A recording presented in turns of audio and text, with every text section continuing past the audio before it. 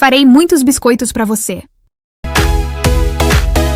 Mina com seus poderes, analisa Mary, e constata que ela tem um forte poder sobrenatural e que ela realmente é de outro mundo.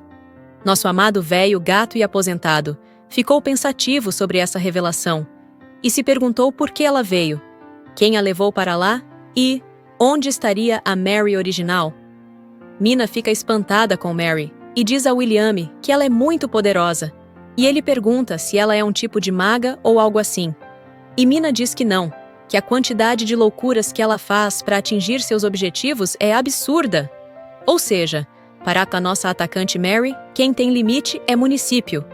Mina pensa consigo que gostaria muito de ver Mary flertando com o tiozão da Suquita. No outro dia, Mary chega sorridente, trazendo mais uma leva de biscoitos para seu amado. Ele a encara com tranquilidade, mas ela nota o óculos em seu rosto e já cai de amores por ele, dizendo que aqueles óculos são muito poderosos. William diz a ela que a estava esperando, para a surpresa dela, e diz que quer conversar com ela em particular, chamando-a para ir a outra sala. Ela repete o que ele diz de forma perplexa e emocionada, e ele já se adianta dizendo que já sabe o que ela está pensando. Já na sala, ele comenta que a sala em questão tem uma barreira mágica protetora. Sendo assim, ninguém poderá ouvir a conversa deles. William diz a Mary que fez algumas investigações e que a história dela sobre vir de outro mundo é verdade, e ela diz que está falando isso desde o início.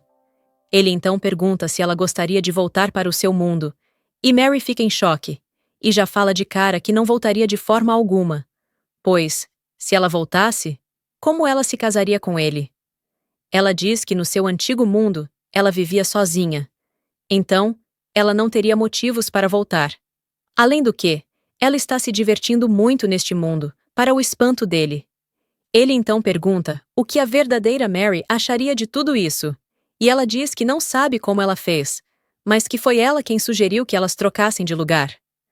William fica pensativo sobre, e se pergunta do porquê a verdadeira Mary iria tão longe assim, e se tudo foi por causa do rompimento do noivado.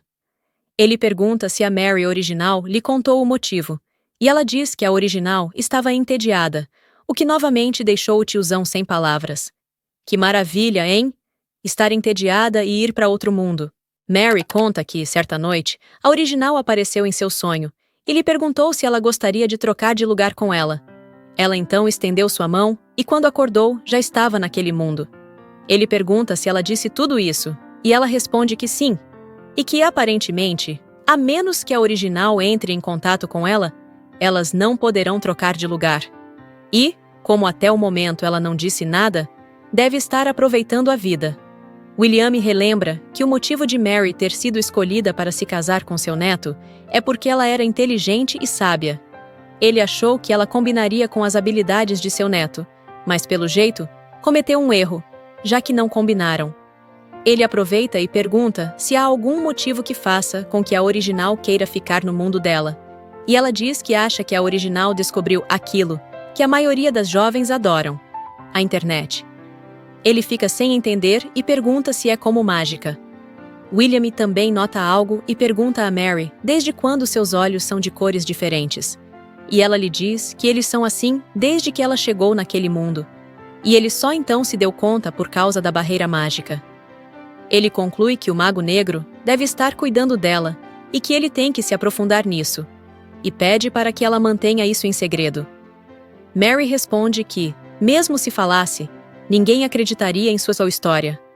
Ele diz que, já que sabe sua verdadeira identidade, ele quer saber seu verdadeiro nome, já que agora é estranho chamá-la de Lady Mary, e ela diz que seu nome ainda é um segredo. Mas se ele quer um nome para chamá-la, pode chamá-la de querida. Nota da narradora. Ela é atacante ou não é? William diz que não sabe o porquê dela querer se casar com ele, já que ele não é o tipo de homem que ela pensa que ele é. E diz que ele era um general e já havia lutado em muitas guerras, e mostra seu peitoral bem definido, mostrando suas cicatrizes de guerra e os pesos que ele carrega. Nossa prota atacante fica encantada com aquele corpão, e ele pergunta se as cicatrizes são horríveis e diz que ela deve estar com medo. Ele nota a fascinação dela e fecha a camisa, e ela pede para ele não parar. E ele diz para deixar para lá. Ele diz a ela que ele não é uma boa pessoa, e para ela esquecer essa história de casamento com ele. E Mary diz que ele é sim uma boa pessoa, e que ela tem um bom olho para isso. Ela pergunta se ele gostava de ceifar a vida das pessoas, e ele diz que não.